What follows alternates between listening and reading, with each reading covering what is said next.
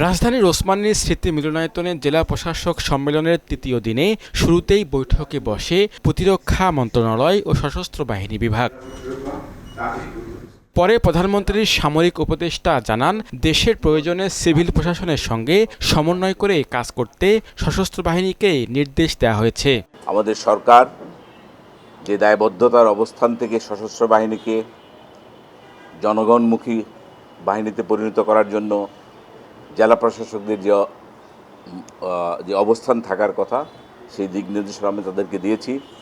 সেখানে আমি উল্লেখযোগ্যভাবে বলতে চাই, আমরা যে টোটাল পিপলস ওয়ার, যেটা শহীদ রাষ্ট্রপতি জিয়া রহমানের দর্শন ছিল, সেটার ব্যাপারে বিস্তারিত আলোচনা করেছি। এর পরের সেশন বসে মুক্তিযুদ্ধ বিষয়ক মন্ত্রণালয়ের সঙ্গে। প্রতিমন্ত্রী ইশরাক হোসেন বলেন, বিগত সরকারের আমলে মুক্তিযোদ্ধাদের তালিকায় হওয়া অনিয়ম নিয়ে তদন্ত করা হচ্ছে।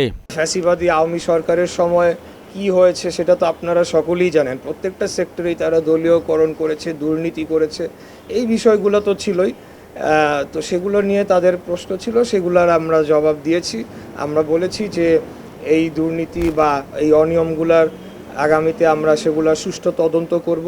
এদিকে বিদ্যুৎ ও জ্বালানি মন্ত্রী বলেন, দেশে কোনো বিদ্যুৎ সংকট নেই, যান্ত্রিক ত্রুটির কারণে কিছুটা বিভ্রাট হচ্ছে। গ্রামে লোডশেডিং নাই, যেটা হয় আমাদের পল্লী বিদ্যুতের লাইনগুলো অনেক লম্বা লম্বা। কোথাও যদি ফল্ট হয়ে যায়, বিদ্যুৎ ফ্লিপ করলে ওই ফল্ট লোকেট করতে তার টাইম লাগে, সেই জন্য বিদ্যুৎটা আসে না। আবার লাইন ঠিক হয়ে গেলে বিদ্যুৎ চলে আসে। এছাড়া মাঠ পর্যায়ে সাইবার নিরাপত্তা নিশ্চিত ও গুজব প্রতিরোধে জেলা প্রশাসকদের নির্দেশনা দিয়েছে ডাক, টেলিযোগাযোগ ও তথ্য প্রযুক্তি মন্ত্রণালয়। সাইবার সিকিউরিটি টুলস আমরা সংগ্রহ করছি এবং আরও কিছু প্রক্রিয়া আছে, যেগুলির মাধ্যমে যে কোনো সাইটে যদি সাইবার অ্যাটাক হয় সেটাকে আমরা নিরূপণ করতে। শামীমুজ্জামান চৌধুরী, মোহনা সংবাদ, ঢাকা।